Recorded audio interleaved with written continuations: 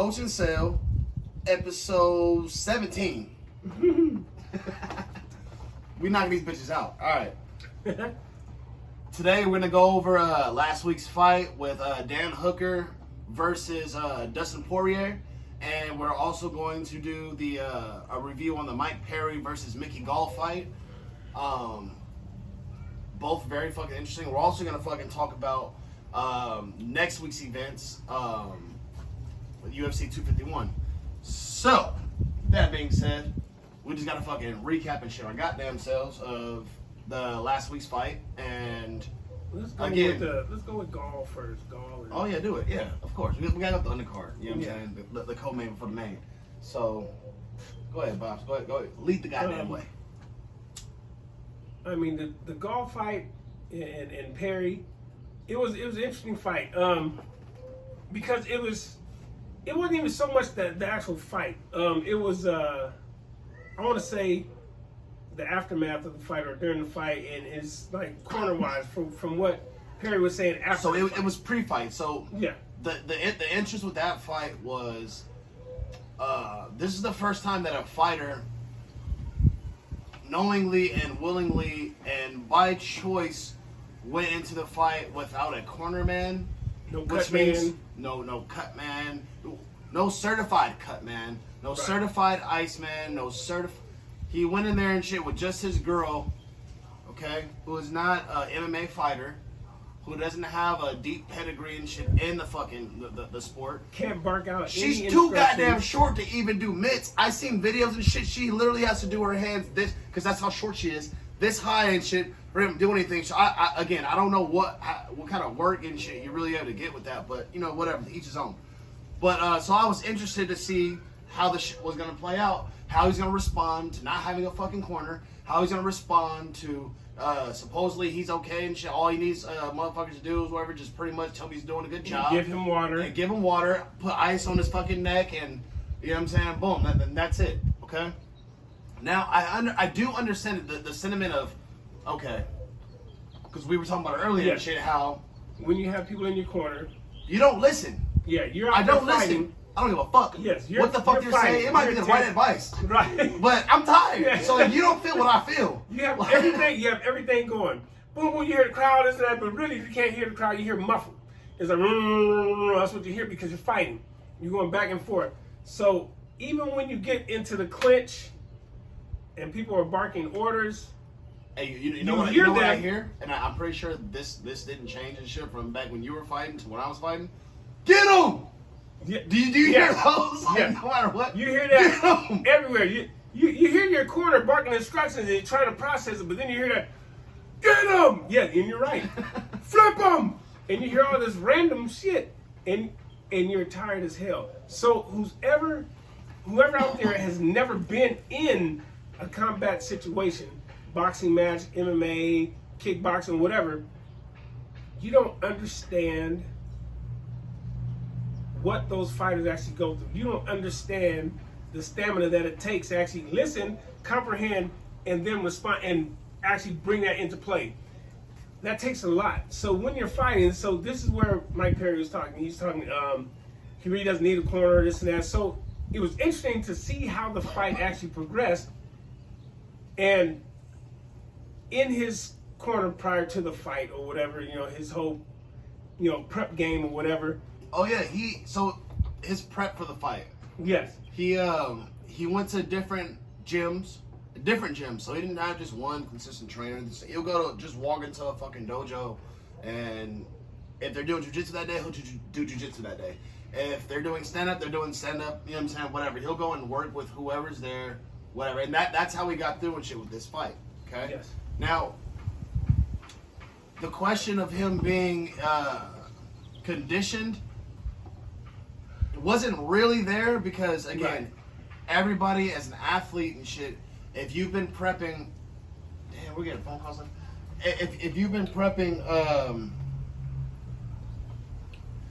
if you've been prepping for fights or for athletic events, for competition and shit, you know basically how to get yourself in shape. Okay, so cardio isn't necessarily you don't need a coach for that, for cardio. No. Okay. But what you do need a coach for is to tell you things that you don't necessarily see. Yes. Okay? Like when your feet come too close together and shit, you know what I'm saying? Whenever you're stepping in and out, you know what I'm saying? You make certain, you know what I'm saying? Things like that you might not pay attention, like habits, you know what I'm saying? That you really can't feel and see until you either see it in a mirror and shit. If you have mirrors and shit available like that, even then and shit, you might miss something. Right. Or you might see it on record film. yourself, Exactly. Or you gotta see it on film. You know what I'm saying? You have to literally film yourself practicing, and you have to watch that shit to critique yourself. You know what I'm saying? But then that doesn't really help you and shit when you're going into your next practice session and you're trying to work on shit you've seen in the film, but now you can't see yourself fully like your corner can, because you know what I'm saying, and critiquing you. Yes. Hey, keep those feet spaced apart. You know what I'm saying? Hey, Like, your arm is dropping. Your head is over your feet. Yes. You know what I'm saying? Like shit You're like not that. moving your head. Thank you. So when you critique yourself, it's hard to critique yourself because you think, okay, I'm doing this, okay, I need to do this here, but you're not looking at your flaws. You're probably looking at, okay, I need to throw this a little quicker. No, what you need to do is put your hand up and protect yourself. You're watching yourself throw this blow and your whole side of your face is open, or your stomach is open, or you don't have your lead leg out far enough. Or those are little things that you really can't critique yourself on. That's what you need a corner for. You know, as far as pregame. Now, during the fight, I get it. You know, During the fight, you don't need anybody screaming at you. But I don't need my girlfriend. No. Okay? You just go ahead and sit and Or enjoy the a fight bitch whatever. I'm fucking with and shit. You know what I'm saying? That I oh my god. Like, I don't even need my best homegirl there. You know what I'm saying? Because Yeah, sit in the stands and enjoy the fight. Thank you. Like again, like I don't give a fuck how much you support me and how good you make me feel. You know what I'm saying? But again, Yeah. So Unless my- you have my- a so girl my- that's in the fight game. we got all right. Let's get into it. So now the fight's going on, right? Round one goes down and shit. It's kind of all right. Let's see what Mike Perry got. Okay. Yes. Now you guys got to remember he's fighting Mickey Gall. He's not in the top 10. I don't even think he's in the top 15. No. Okay. Mickey Gall is not in the top 15 yet. Not anymore. That being said, this is who Mike Perry's fighting. Mike Perry is no longer in the top 10 anymore either. Okay. He's fought top 10 guys. He's fought top 5 guys. You know what I'm saying? He's got some good victories on his belt. You know what I'm saying? But the way he fights is kind of caveman style and shit. You know what I'm saying? And that's kind of what gets him in trouble. You know what I'm saying? He'll be winning or losing fights and shit in that same fashion. And that's where he needs a corner, especially pre-game, pre-fight, pre-this, getting prepped for a fight. That's where you need an actual corner, because Mentally, fight, you'll be all Yes. over the place and shit before a fight. I don't care how you're like, No, oh, absolutely. you know what? Like, I don't really care. It's just another fight. Da, da, da. Yeah, I get it. But sometimes you need to get checked and brought back into reality and shit as to. and you need the technical aspects of a fight. You go into this fight like Perry did. Now, like Sel said, his stamina was there. Not questioning his stamina or how long he was going to last. He had that. His knowledge actually surprised me. His fight IQ surprised the fuck out of me. Okay? Now, again, fighters that have cornermen, those cornermen aren't telling them, okay, bring your leg over and you know, to go to full mount. Da, da. And like, they might be telling you that and shit, but you have to know that shit Yes. in order for you to perform it. It has okay? to be instinctual. Thank you. And what happens in fights and shit, it becomes all instinct, right? All instinct. You know what I'm saying? After Yes, a while. it does. Once that first punch or two and shit lands, you hit, Yes. you get hit. You know what I'm saying? It's kind of like, all right, all them voices and shit just get muffled out. Fuck y'all. This motherfucker just hit me. You know what I'm saying? Like, And sometimes the game plan changes. Thank you. You got to adapt during the fight. If you and if you're a sometimes fighter- you need a motherfucker Yes. to reel you back in. Hey, relax. Yes. Like what happened with Justin Gaethje Yes. and the Tony Ferguson fight. And that's when you need your corner. Like, look here, Now, dude. that's a great You example. out there. That's why you need a Yes. good corner man. You Because don't need they're not somebody. going to direct you. They're going to say, dude, what are you doing? If you don't want Yes. to fucking fight, we'll tell the dude you don't want to fight.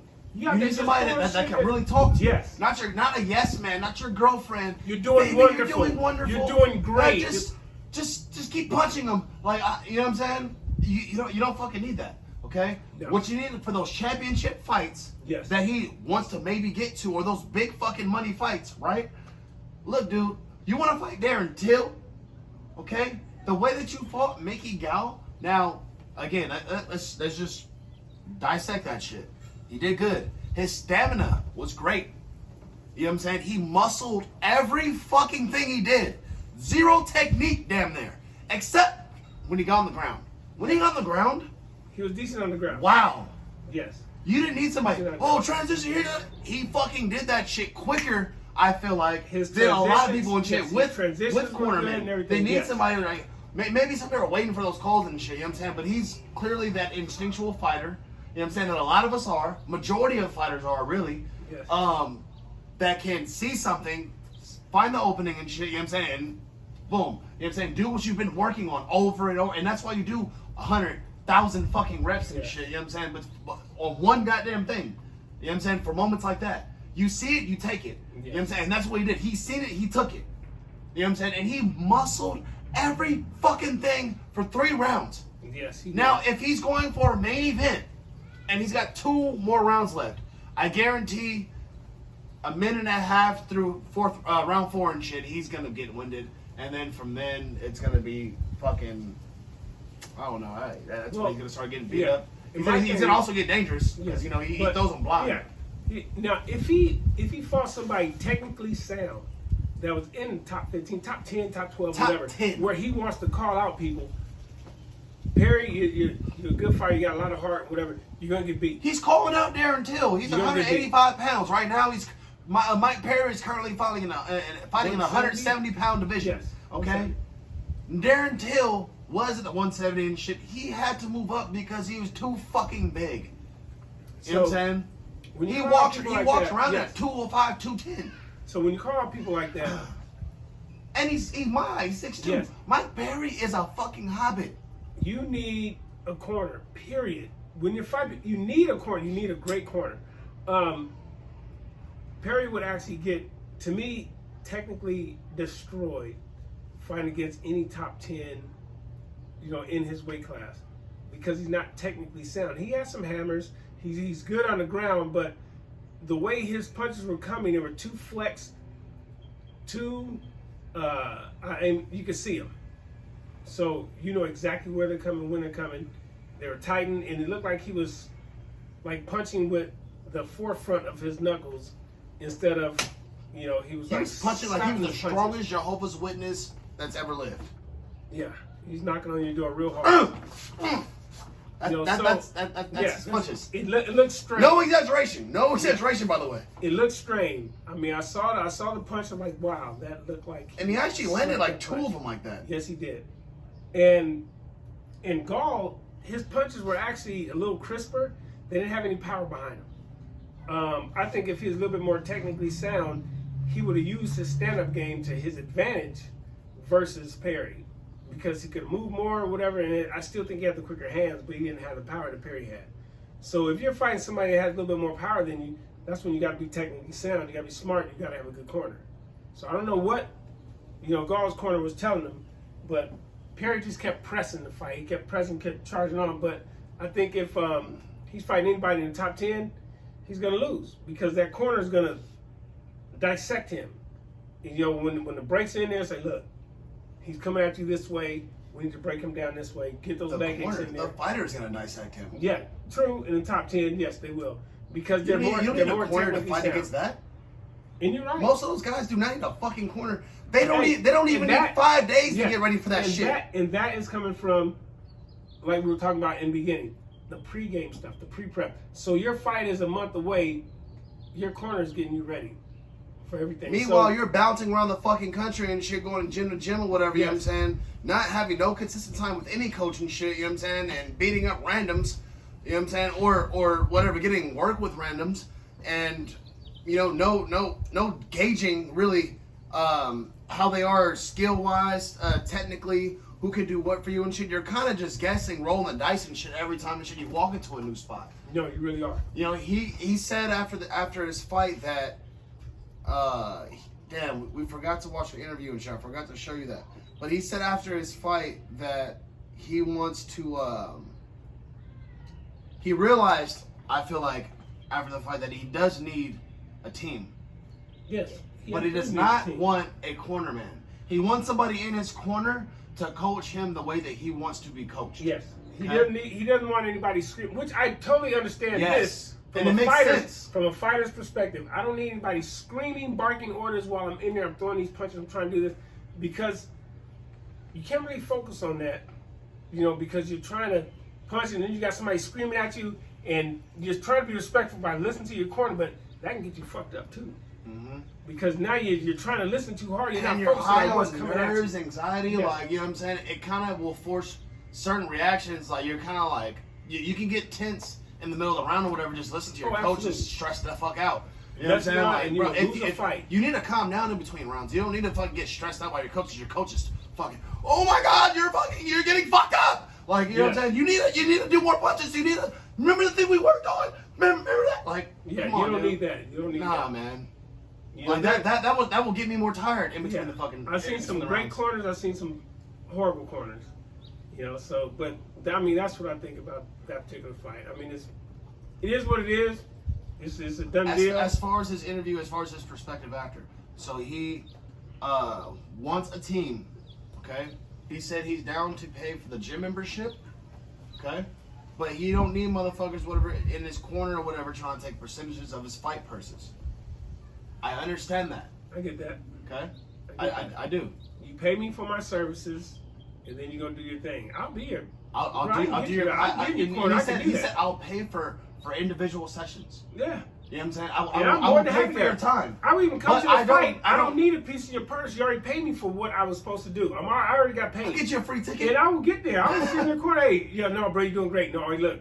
Hey, remember that left hand we did? Yeah, you got to bring that up a little bit. Yeah, but I'm already paid, so I understand what he's talking about because you're in there fighting now. This is what you paid me for, so that purse is yours. I feel like more than anything, he might. know what I mean? I feel like Mike Perry wants a guy that he can be like, all right, or a girl, whatever. You know what I'm saying? Most of his career, he's had a female in his corner, which was his wife.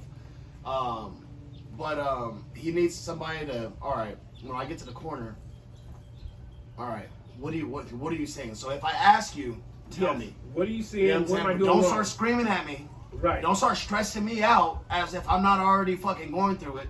You know what I'm saying? As if I'm not the one getting punched on. Yes. You know I what know I'm saying? getting punched. I know he had me in this. I see that. Just let me know what the fuck I need to do. Don't come in. What are you doing? Like, Yes. don't start judging me. We don't have time for that shit. Number one. You know what I'm saying? Number two, that's not vital information.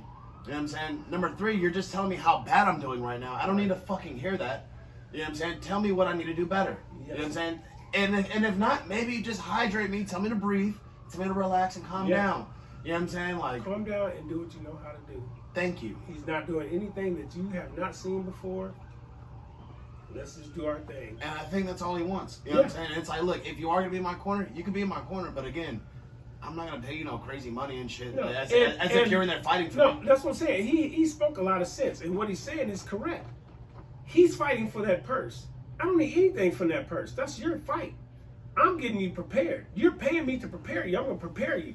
I will go to the fight, and I'm scared, bro. You already paid me. Look, this is what you paid me to do. You already paid me, bro. Do what the hell we did last Thank week. you. Come on now. We had No, we got conversations. this. Yeah. I've already been yelling at you. You know what I'm saying? Like Now it's we've time been for there, you to done go that. get your purse. Time for you to Period. perform.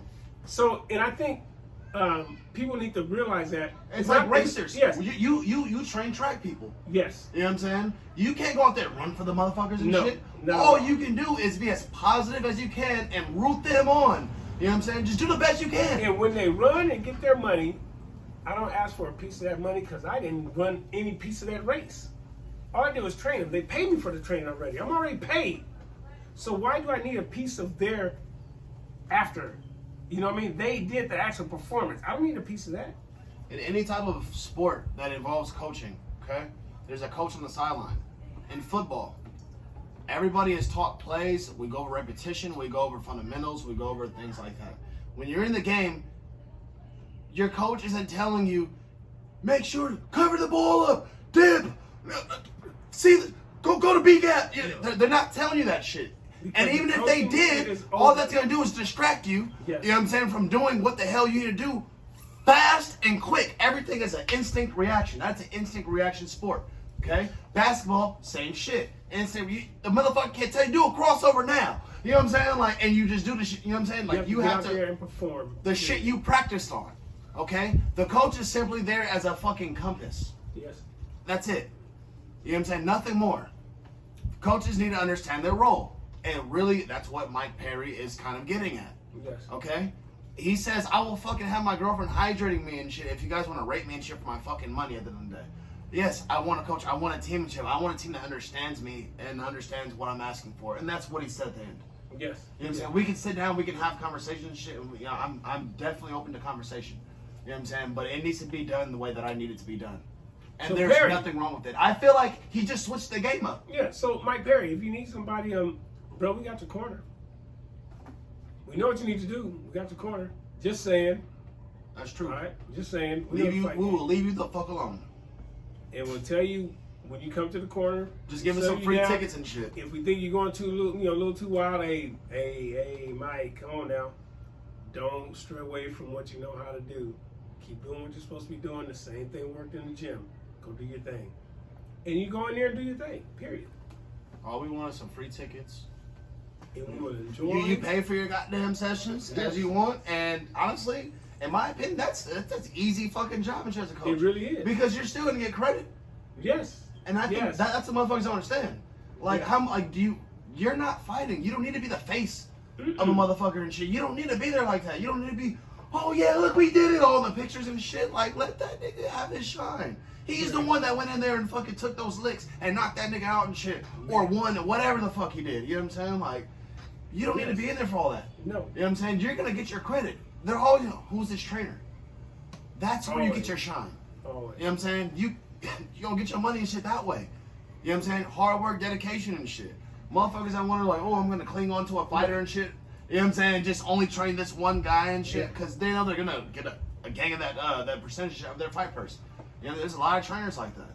You know what I mean? It's a shame. It's a shame, but that's just how the game is.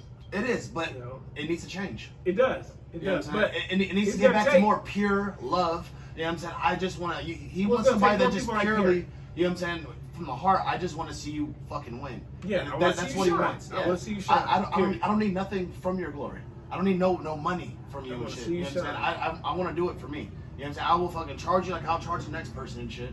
You know what I'm saying? To do what the fuck I do. And I will come see you. If this shit works for you and shit on that level, absolutely, bro, that's all the accolades I need. Shout me out. Because you've already got me more people just from your success. Exactly. So I'm paid enough. Exactly. But I mean, from that fight, leading into the headliner. Man. And you know, my bad. That Mike Perry storyline and shit, it like I said, it was kind of deep. Yeah. You know what I mean? Oh, and then the other shit he said, he was like, I'm not asking the UFC for more money. This is not, what I'm asking for is for the government to stop taking so much of my money. You know what I'm saying? Because they give me money and basically tell me like, don't spend it. Because now that's yours. Like, don't even, and he's like, look, don't even, like, give me the shit that I can just spend. Don't tell me I'm making 15,000 and shit. I'm walking away with 6, 8, 9. Tell me I'm gonna make 8, 9, 7. You know what I'm saying? Tell me I'm gonna make 15 and shit, but I gotta get half of it and shit to the fucking government. Because that's not what I'm going home with. That's not the fight purse. The fight purse is 7 G's. Just say that. Period. You know what I'm saying? Like, and that again, that was really his hard line that hit with like most of the UFC fighters and shit, and everybody's kind of like, hey, like he's speaking from the heart, but he's not saying UFC, you pay more money, nigga. Like, y'all need to talk to these government niggas and shit and tell them like stop taking so much from our shit, cause it's I got hospital bills after this. Y'all don't give us medical. No, and that's a whole other episode. I can talk about our government and the monies that they take from the people. Period. Different topic. I can lay loose on the government with that. Yeah, but I had in on that because goddamn it, that was also because it makes sense. Yeah. It makes sense. You know what I'm saying? He said a lot of good things and shit. You know what I'm saying? From the coaching to the taxes and shit. You know what I'm saying? And he honestly enlightened everybody and shit kind of on how the fighters. Yes, because as much 50 G's, you're not going home with 50 G's though. 50 G's, you are going home with 29, almost 30,000. So 20 of it is pretty much gone. 20 grand is gone. It's almost half of it. Yeah, almost half. So why don't they just say 30 G's? Yeah. You know what I'm saying? Like, just take it out. Like, actually, we're like, just what they should do is show them on paper, this is how much you're actually making, but this is what you're going home with. So that's what the fuck we're saying. Put that in the bold. You know what I'm saying? Like, this is what you're really making. Exactly what you're taking home. Thank you. And that's what Mike Perry's talking about. He was like, man, because I want to get this money and shit, and I got shit to pay. I got shit I want to do. I want to go on vacation, like, like. And then Dana White's over here telling me not to spend this shit. I'm like, fuck that. Like, I just made $1 million and shit. You know what I'm saying? He's in the IRS, and they gonna have to come catch me. I'm about to spend this shit, like, and I'm gonna keep making some more money until they get me. You know what I'm saying? Whatever, right? I don't think the IRS can take his fighting license and shit away. No. So he's still gonna be able to make some money. Okay. But all that being said, main event: Dustin Poirier, Dan Hooker. Goddamn, the pace was fucking insane. From the first round to the to end. the 5th round. Like, it was nothing but punches being thrown, punches being taken. Punches and bunches. Bruh. Hey, seriously, punches and bunches. I mean, headshots, body shots, a few leg kicks, some body kicks, but the punch. And the crazy thing about how hard they fought as if winner was going to be in line for the championship. Mm-hmm. But that's not what it was. You would have thought that was, just. You would have thought that was for the belt. Yes. I was just about to say, like a championship. You felt like you had to pay for it. When I seen it, it was just kind of like, damn, like, it really felt like we got away with one. Like, I would have paid for this shit. Yes. For sure. That's definitely between the storylines. Yes, and in a pay-per-view match, that was for free. Yes. It was. That was a pay-per-view match. They have been doing their shit without crowds. Since this coronavirus thing, I feel like the quality and shit of fights, matches, whatever, has been getting better. If not, maybe the crowd was kind of taking away from because you hear the oohs and the ahs, and I think that kind of persuaded the judges as far as their scoring too. Because what looks like a punch is not really a punch. So when you have the very small crowd in there, and just the real people that's actually judging the fights or whatever, you can see what's a punch, what's not a punch. You can see the block, and you call that's a block, that's a near miss, this is that. Not only that, they're also getting better. I feel like with so what a lot of sports like boxing, for instance, or I would say promotions don't do as good as MMA. I feel like NFL and NBA and shit is starting to catch up, but what they don't do as well, whatever, is getting the actual people who did the shit to commentate. Oh yes, you know what I'm saying? And I feel like that, like, we're actually starting to hear Michael Bisping. You know what I'm saying? Daniel Cormier, DC. Michael Bisping was for this last card. He Yes. was, you know what I'm saying? So that's everybody knows Michael Bisping. You know his credentials and shit speak for themselves and shit. Yes. They had him and Cruz. Mm-hmm. What was his name? Fucking Dominic Cruz. Dominic Cruz. Him and Dominic Cruz again. Dominic Cruz, arguably one of the best, if not the best, welterweight and shit. You know what I'm saying, of all time at UFC. And Michael Bisping and shit had a great fucking career and shit. You know what I'm Yes, saying? he did. Like, had a lot of good moments and shit. Fought a lot of motherfuckers and shit. Fought a lot of people name fights. You know what I'm saying? Like, you can go look on YouTube and shit and just do your homework and shit. He's the shit. You know what I'm saying? Always entertaining. Always fucking there to throw down. And he's a fucking gangster in his own motherfucking right. You know what I'm saying? But they have him, Cormier. You know, they have Paul Felder.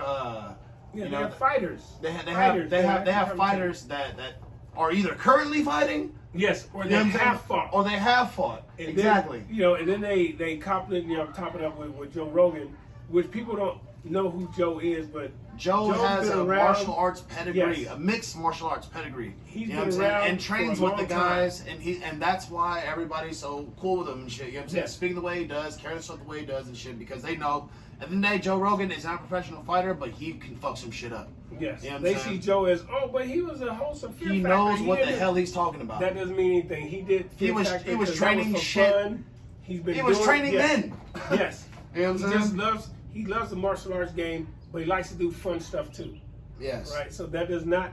Joe knows what he's talking about when you hear Joe. That's why he gets so excited when he sees stuff and he's commentating on those fights. He knows more jiu-jitsu terminology and shit than a lot of the fucking MMA dudes do. You know what I'm saying? Like, you hear him talk about it so fucking fluently and shit, and Yes. elegantly. Like, it's just, you know, he can keep a conversation and shit with anybody on any different level and shit. And that's why he's a great commentator and shit for Yes. UFC. So, You know what I'm saying? Not only that, just on little Joe Rogan shit, he fucking actually offered. Dana White said, "Hey, you done do commentating shit?" He was like, "Fuck yeah, like, I'll do it for free." You know what I'm saying? And Dana White was like, "Nah, like, we'll pay you." He was like, "Dude, I'll do it for free." Like I'm just like I get the best front row. Like it's shit. Like I get to be there like that. Like I'm down. Like sign me up. I mean, so Dana White still paid him and shit, but Joe Rogan, he that's the kind of guy he is. You know what I'm saying? That shows his devotion and shit to support. That's how much he loves free tickets, so he was cool. I get free tickets, and you want me to speak? That's a bonus to him. Exactly. He didn't need to be paid, but Dana, being the Dana that he is, those are the kind of people that you need in your sport. Yes. You know what I'm saying? Not people doing it for money. You know what I'm saying? People that ever want to do it for free. I just fucking love it. You know what I'm saying? And that, you hear excitement with the UFC and whatever. Like I said, with the commentary, I don't know if it's because the crowd's not there and shit, but I've really been listening to the commentary a lot more. You know what I'm saying? I think the fighters focus more too, because with that whole Poirier, that fight was ridiculous, man. I think it's because there wasn't a large crowd. I think they focused a little more. They didn't. I mean, sometimes the crowd will pump you up and you hear some screaming or whatever, but I think they actually got to focus more on the actual fight. Yeah. I mean, Dustin said he prefers it. He was like, if it could be like this all the time, whatever, I wish I would never go back. You know what I'm saying? Because a lot of motherfuckers and shit do feel like it is a fucking distraction. And it is. I mean, look at the Khabib and McGregor fight. Yes. Think about that. The crowd. Think about if the fight was held like this, that would have been averted. Absolutely. That would have never happened. Yep. You know what I'm saying? Like it cuts down the personal shit. Mm-hmm. You know what I'm saying? Motherfuckers' entourages and this and that, whatever. You know what I'm saying? You don't get the TV program and shit blown up on some negative shit. You know what I'm saying? Like if it does happen, it's gonna happen over another country or whatever, and we can sweep under the rug and shit, whatever. Y'all can find about it later. Like Absolutely. And we'll do a whole fucking story about it and shit. You know what I'm saying? But with the crowds, with the numbers of people and shit, the eyes and shit that are around that are there for the actual event, you know what I'm saying, can kind of take away from the event. Yeah. Brian Ortega, you know what I'm saying, going up and slapping Korean Zombie's manager. Yes. You know what I'm saying? That happened. And that was some punk ass shit, goddammit. You know what I'm saying? Like you waited for Korean Zombie to go get up and shit, go to the restroom and shit with his wife, to go and finally fucking go and approach this manager and shit, and then slap him, assault him. Come on, bro. I mean that's gonna happen. That fight's gonna happen. But I got my money on Korean Zombie in that fight. Yeah, but not take away from Poirier. Yes. And goddamn, man, that was a fucking fight. Like it really was. In round 2, when I seen Hooker and shit, he in like last like 10-15 seconds and shit, he boom, runs him against the cage and shit, and start hitting him with those fucking body shots. Hooker, he hit him with like 5 or 6 body uppercuts. You know what I'm saying? Well, no, uppercuts to the head, to the fucking body. Boom. Hooker took everything that Poirier gave him. Poirier gave him a side, Hooker took it. Boom. He gave him the side of the head, Hooker took it. Boom. He gave him the uppercut, Hooker took it. Boom. Those first 2 rounds, Hooker was giving it to Poirier. I mean, giving it to him. I mean, just looking at it like, oh my goodness. I mean, to be honest, Poirier, bruh, your heart, hey, Duracell, you got the bunny running in your heart, bruh, because you didn't fall.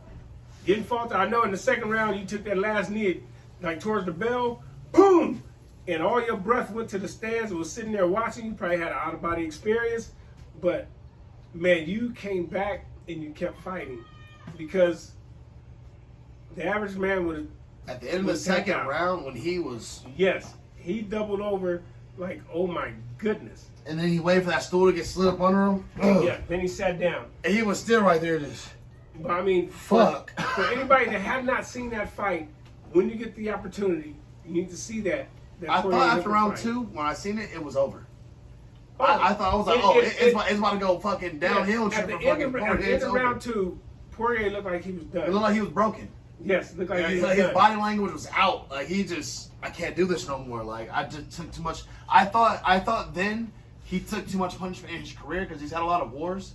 You know what I'm saying? And maybe he was just like, dude, fuck, I can't do it no more and shit. He just kind of, you know what I'm saying? Because he, again, that body, those, dude, that second round, yes, Hooker's body shots, body blows take a lot out of Jesus. They take, that's what I'm saying. Specifically body uppercuts. Looked like he was rearranging organs and just flipping stuff, because because they were going Yeah, through. Poirier It was taking flush. those. I was about to say taking them flush, like boom, boom. I mean, I think at one point It's like I hitting got a out water of bag. breath. Yeah, I got out of breath at one of those punches. But I'm like, oh my god. I found myself watching the fight when I seen it live. I was breathing hard.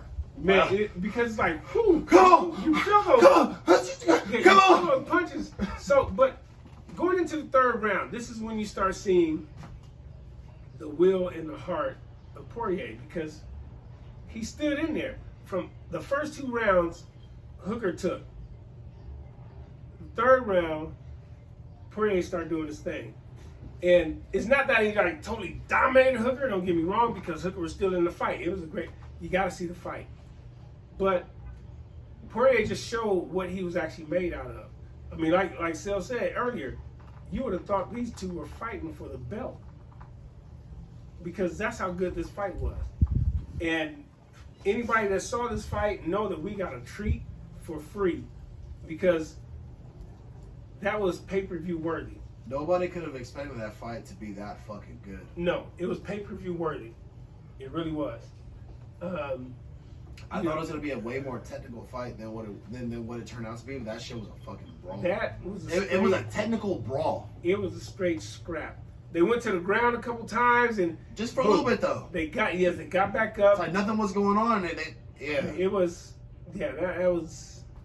Poirier was trying to get that little armbar and shit. Yes. You know what I'm saying? But it wasn't really working and shit. And fuck it. All right.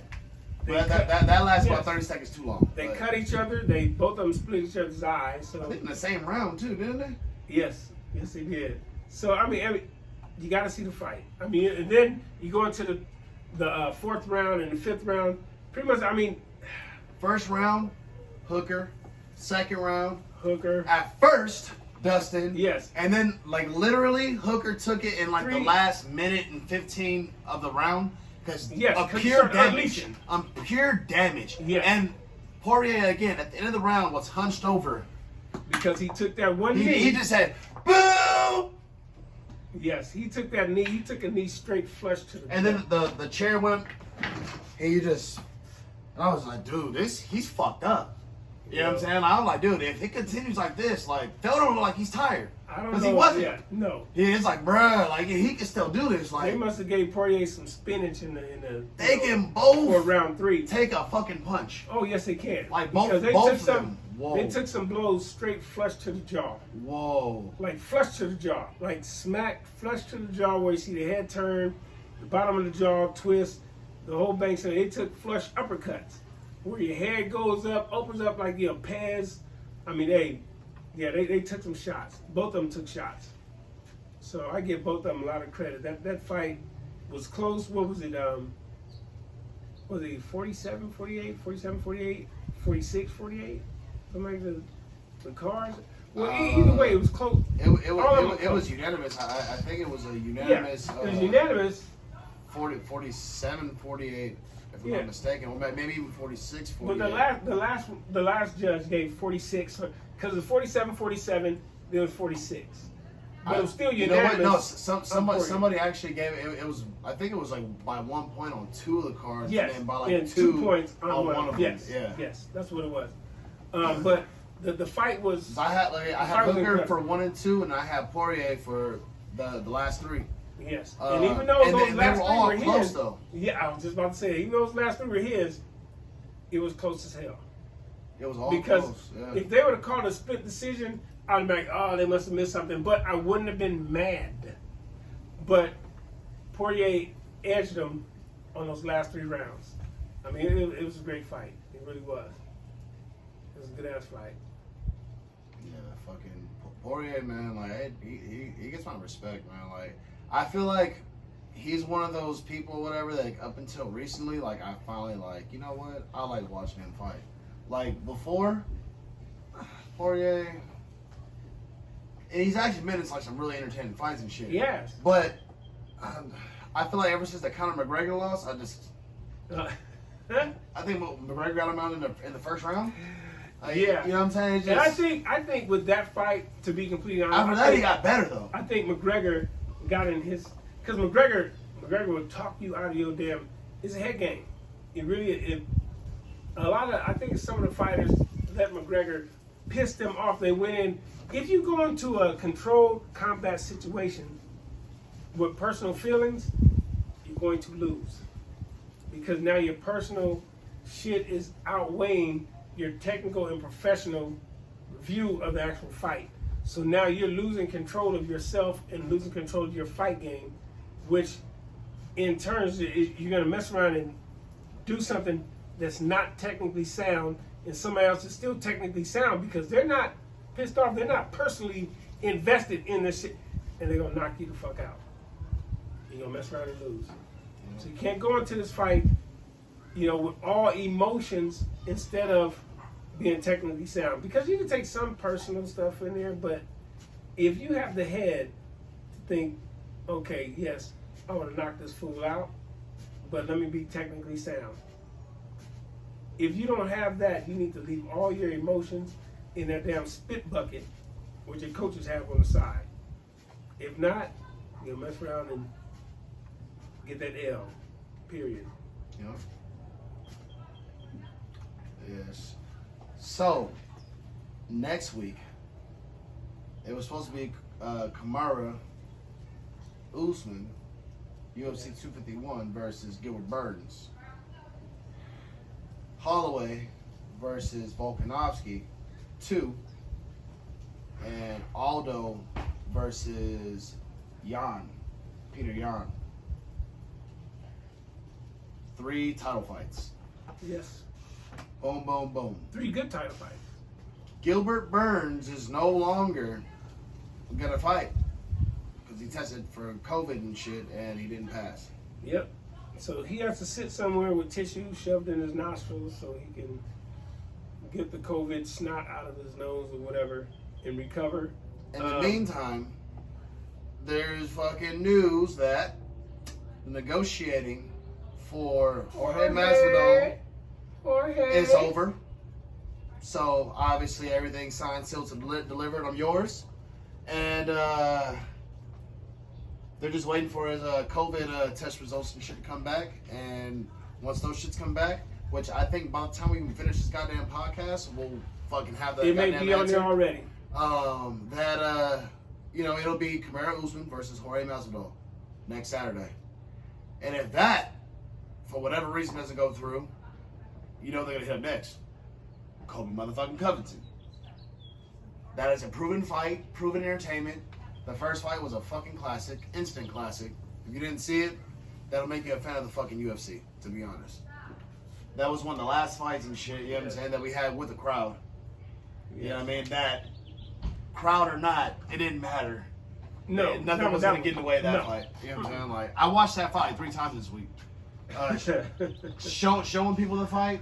Because I'm over like, oh, like, you know what I'm saying? Like some of my clients, like, I'll put on good fights to get them fucking kind of motivated and shit. You know what I'm saying? Because it's like, while they're working, you know what I'm saying? It's like, they'll be stopping and resting. I'm like, while they're stopping and resting, motherfuckers over here still going, shit, getting punching each other. Like, damn, I ain't doing shit. You know what I'm saying? So it kind of just like keeps them, fuck it. You know what I'm saying? Give them a sense of reality, too. Look, dude, this is what you're doing, this is what they're doing. Mm-hmm. So you want to know why they hold on each other sometimes or they hug or whatever.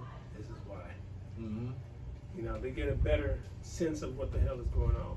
That being said, so Masvidal's he's got a 7-day notice and shit, him getting ready for this fight. And like I said, contracts is done. It's gonna go down. And in that fight, it changes everything. Because Masvidal is what, 6 feet? Yeah, 6'1", something like that. Usman is 6 feet. Mm-hmm.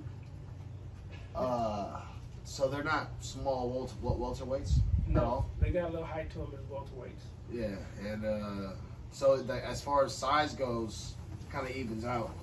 Masvidal is not a weak or super strong. No, he's just a good solid fighter. Take a punch, give a punch. Mm-hmm. To me, it's a good matchup. And he hasn't been finished. No. Ever.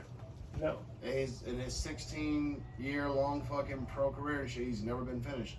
And he's got losses, but again, nobody can finish him and shit. Not on the ground, not standing up, nothing and shit. He's a tough son of a bitch and shit, you know what I'm saying? And a lot of his losses and shit are arguably wins. Yeah. So, I mean, that's going to be an interesting fight to see how that goes. Who do you got in that fight? I don't know. It can go either way. I think the only way Masvidal would actually lose is preparation time. You know, just learning the fighter himself. I think that's the only. He's been training though. Well, I know he's been training, but you know, but it's sometimes he has a week to learn this fighter, and you've been training for a certain fighter. Sometimes it's not like a huge thing, but it can make or break a fight. It could be a difference in the fight. You know, so I think that could be the only difference.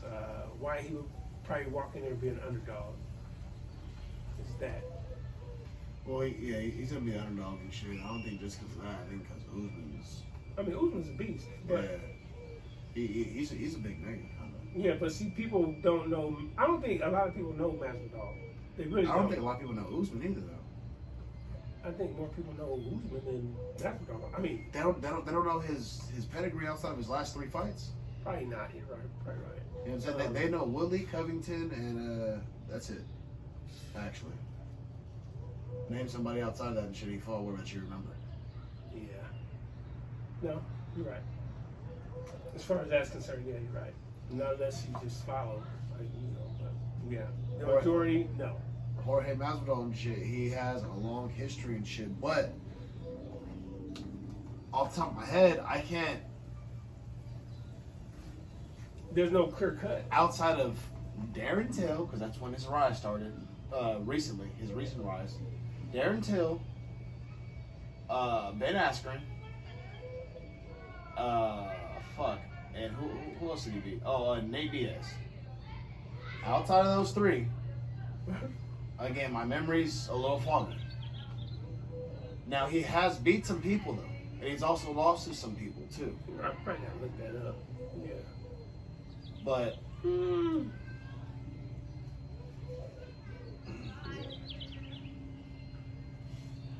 You know, could we say that he's been really tested?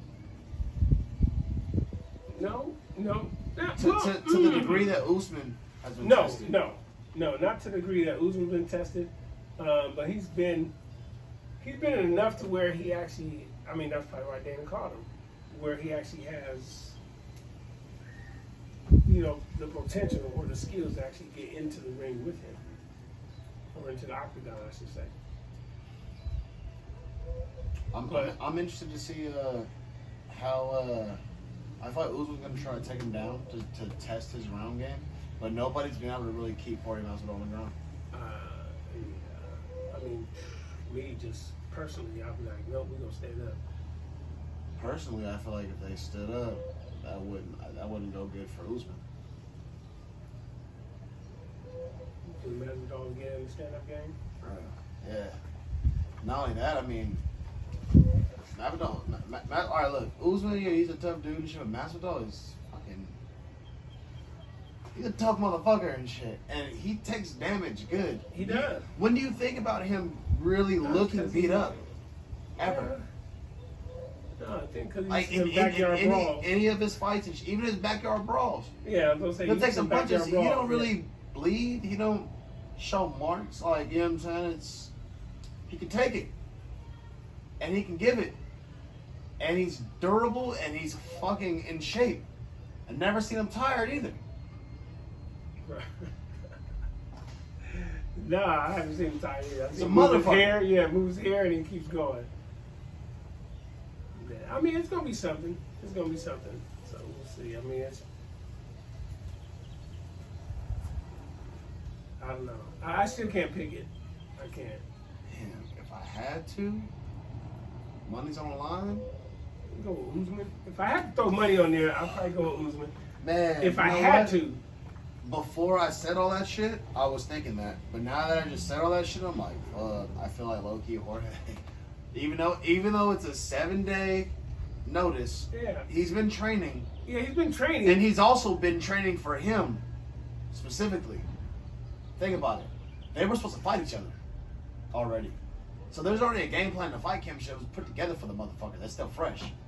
Well, I mean, if that was his game plan, that's what he was training for or whatever, then yeah, that's gonna make the fight really. Well, they were gonna the negotiations just fell out and shit in the last few months. So recently, in the last 6 months, he's been training for him.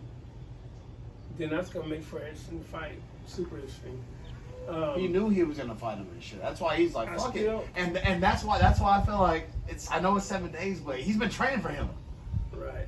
He's like the negotiations It's just something, in the last like 6 to 8 weeks they just fell out.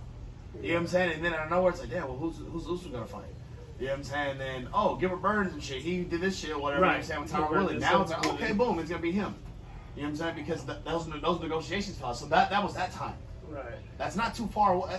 That's not even a month ago. So that's about when that happened. Already Masvidal and Usman and shit, that shit's still fresh. Yeah, that's gonna be. You know what I'm saying? So that, again, I feel like it's going to be better than motherfuckers. It's not going to be your average 7-day notice fight. Again, you're coming with a guy who's been training. I know he's been training because I follow his social media on YouTube and Instagram. Right. You know what I'm saying? Like, I know he's been working and shit. He's getting ready for something. You know what I'm saying? He's also been dropping hints. You know what I'm saying? He put this shit on Instagram or whatever that was like him looking and shit. It was like, the Batman spotlight, but it had like the BMF. Yeah. You know what I'm saying? It was just, you know what I mean? It was like, so right then, if it was last night I seen it, right then I was like, oh shit. Like, low-key, I bet he's going to be the stand-in and shit for fucking Usman or whatever to say the show, like. No, it's gonna be interesting. They're gonna offer him that, whatever, you know what I'm saying, over Kobe, because we already seen Kobe. Yeah. We do want to see something new and shit. You know what I'm saying? And at the same time, Usman's a new champion. You can't keep giving the same motherfucker. We're not gonna have Whitaker, Yoel Romero and shit over and over again. You know what I'm saying? So then the next one after that is on the same card. So that.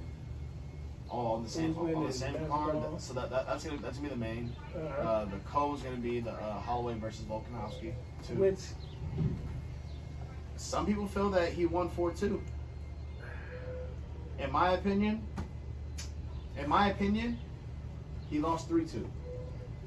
Yeah, that's what I'm saying. I don't. I see him winning. I see him winning round 4 and 5, and round 1, 2, and 3 and shit. It didn't really go too good.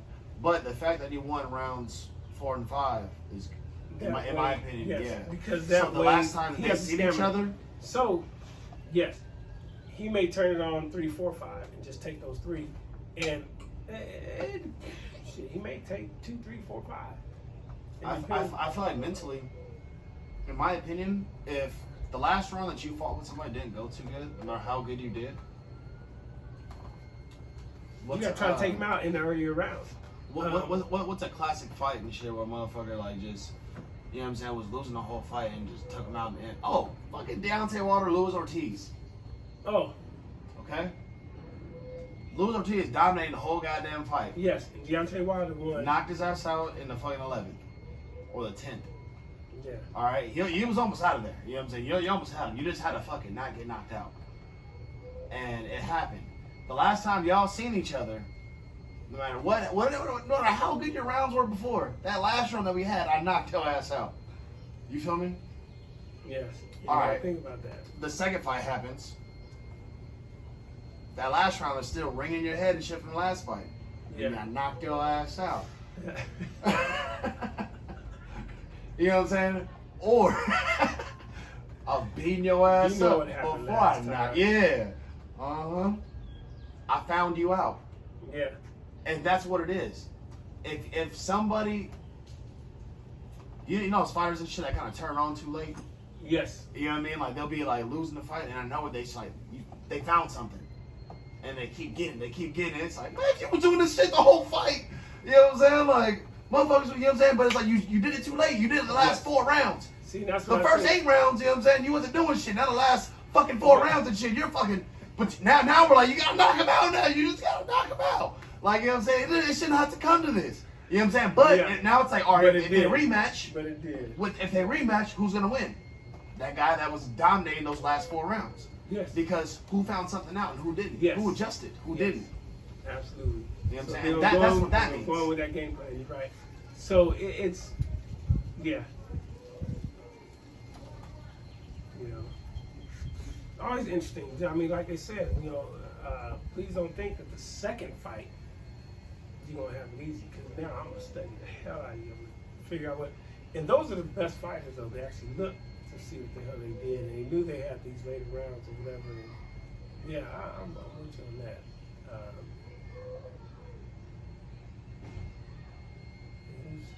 So you got. I mean, it's gonna be nice fights. Usman, Poirier. Mm-hmm. And if it's not Poirier, it's gonna be Kobe.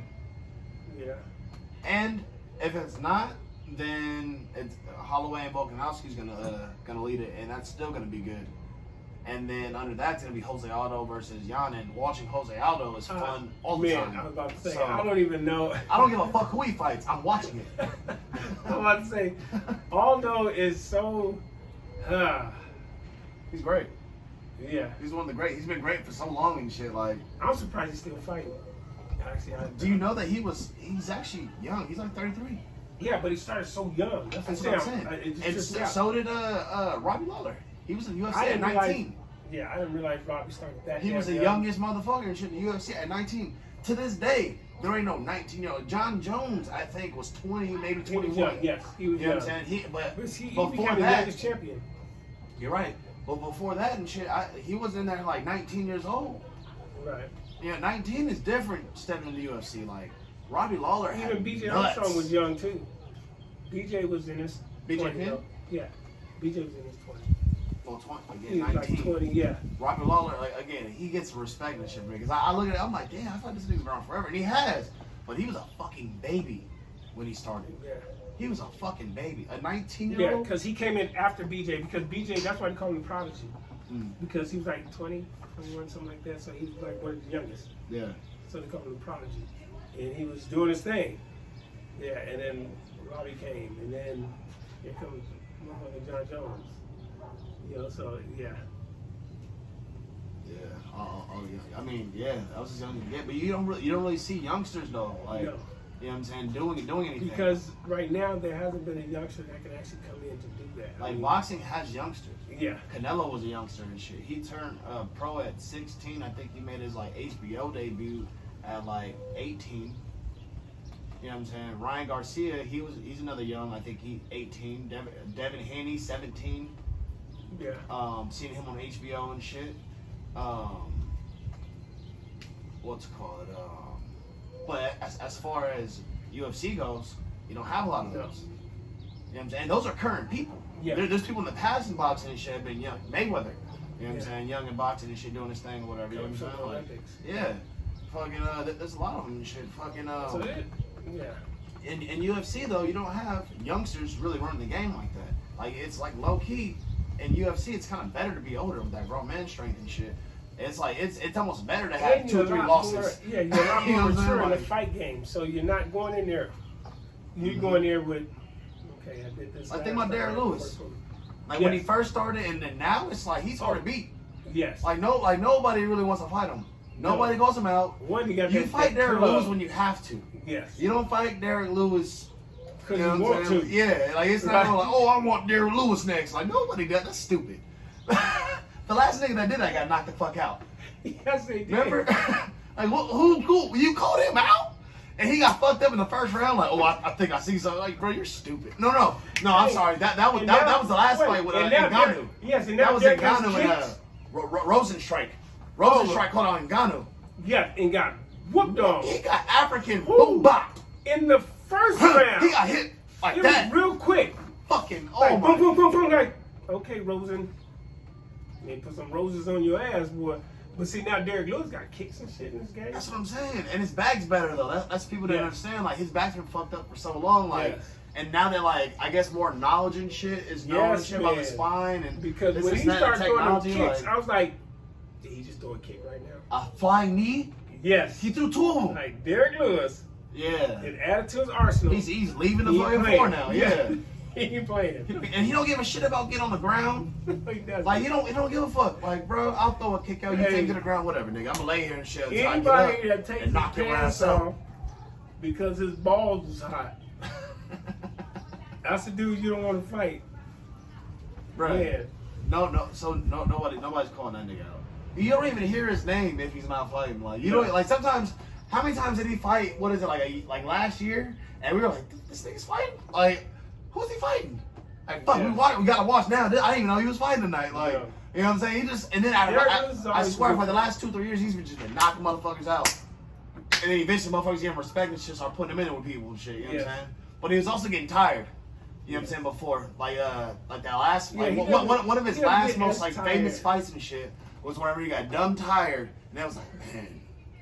And I know where he fucking boom fight, and then he like ground and pound this thing and shit. It was like I didn't know he had this energy and shit. He didn't. He just. But when if he hurts you, said I'm tired and I gotta hit this dude everything I got to get this fight over with. Exactly. And he was like, "What's the fastest way to end this shit?" No way. Let me throw one of these back from Mississippi. And he don't get hurt, so he don't get knocked out. He don't. No, he just like gets so. tired. That's what I'm saying. He just like fuck. Like, he ain't even gonna hurt me, so I might as well just try. He doesn't get hurt. I hope he does, because I'm tired. Like, this nigga just take boom. And he don't even look like he be getting to fights.